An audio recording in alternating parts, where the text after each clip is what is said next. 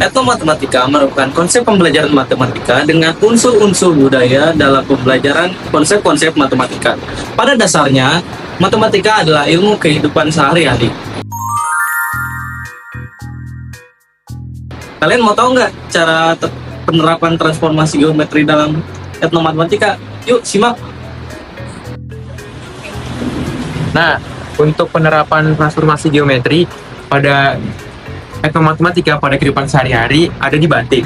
Batik sendiri merupakan salah satu perpaduan hasil karya seni, budaya, dan juga teknologi. Batik memiliki banyak sekali jenis, motif, sesuai dengan daerah yang ditempati. Contohnya di Yogyakarta, terdapat batik Kawung yang ditemukan oleh Sultan Agung Haryo-Kusumo.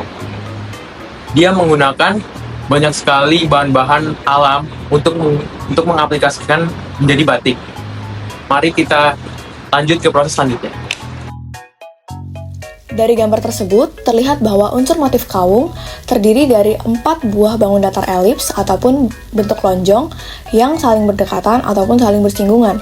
Satu unsur motif kawung dapat disusun dari satu elips yang ditransformasikan berdasarkan konsep transformasi rotasi, refleksi, atau translasi. Telah kita ketahui bahwa bentuk dasar dari motif batik kawung ini merupakan sebuah elips ataupun bentuk lonjong.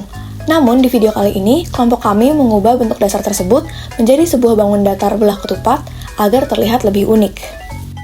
Dalam video pembahasan kali ini, kami menggunakan sebuah persamaan yaitu S sama dengan X kuadrat plus 4Y kuadrat min 6X min 8Y plus 9 sama dengan 0. Dari persamaan tersebut diperoleh titik puncak yaitu 5,1, 1,1, 3,0, dan 3,2. Belah ketupat yang akan ditransformasikan adalah belah ketupat S-aksen yang diperoleh dengan merotasikan belah ketupat S terhadap pusat putaran P, buka kurung, A, B, tutup kurung, dengan sudut pusat 45 derajat. Belah ketupat S merupakan belah ketupat yang sumbu mayornya sejajar dengan sumbu X seperti terlihat pada gambar di bawah ini. Transformasi yang digunakan untuk menyusun motif kawung yang pertama dalam video ini adalah rotasi. Rotasi yang pertama kali akan dilakukan adalah rotasi terhadap titik pusat P1,1 dengan sudut putar 45 derajat. Rotasi titik X, Y terhadap pusat putaran P, A, B dan sudut putar 45 derajat dilakukan dengan langkah sebagai berikut. Dari hasil rotasi tersebut diperoleh persamaan belah ketupat dan gambar sketsa grafik setelah dirotasikan terhadap titik pusat P1,1 dan sudut putar 45 derajat seperti pada gambar di bawah ini. Kemudian, hasil rotasi bentuk belah ketupat dengan sudut putar 45 derajat dapat dilanjutkan dengan melakukan rotasi pada sudut putar 90 derajat, 180 derajat, dan 270 derajat untuk menyusun satu unsur motif kawung. Transformasi yang dapat digunakan untuk menyusun motif kawung yang kedua dalam video ini adalah refleksi atau pencerminan. Hasil rotasi pada gambar sebelumnya akan direfleksikan terhadap sumbu Y. Pencerminan terhadap sumbu Y dapat dilakukan dengan langkah sebagai berikut.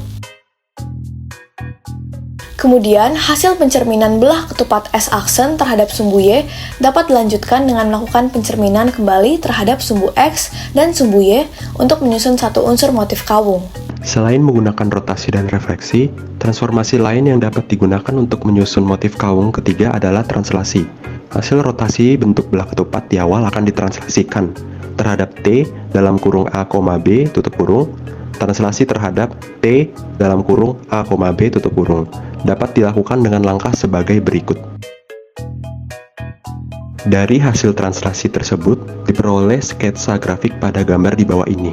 Jadi, dari persamaan S sama dengan X kuadrat plus 4Y kuadrat, min 6X min 8Y plus 9 sama dengan 0, dapat dilakukan beberapa gabungan transformasi geometri untuk membentuk satu unsur motif batik kawung yang sudah kami ubah bentuk dasarnya menjadi bentuk belah ketupat, sehingga diperoleh gambar seperti di bawah ini.